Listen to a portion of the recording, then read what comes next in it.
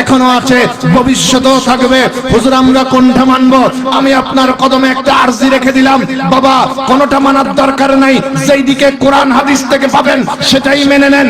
এবার হাদিসের দিকে নজর করেন। ইবনে মাজাহ শরীফের মধ্যে আমার কামলি ফালা নবী ঘোষণা দিলেন, ও উম্মত রে, অনেকে আমাকে মরা বলবে, অনেকে আমাকে দুনিয়ার জগতে মিশে গেছি বলবে, কিন্তু তুমি সেদিকে কান দিও না, আমার হাদিস শুনে নাও, মওত পর্যন্ত মনে রাখবে।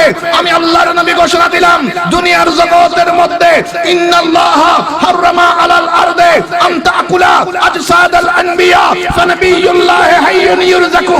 আমি মদিনার নবী, হায়াতুন নবী, জিন্দা নবী, আফজালুল মাহলুকাত নবী, বড় পাক নবী, সাইয়্যিদুল মুরসালিন, ইমামুন নবিয়্যিন, রাহমাতাল লিল আলামিন নবী, নবুয়তের জবানে ঘোষণা দিলাম, কুল কায়নাতের মধ্যে যত নবী রাসূল আল্লাহ পাক রব্বুল আলামিন পাঠিয়েছেন, প্রত্যেকই নিজ নিজ রওজায়ে পাকের ভিতরে জিন্দা অবস্থায় রয়েছে।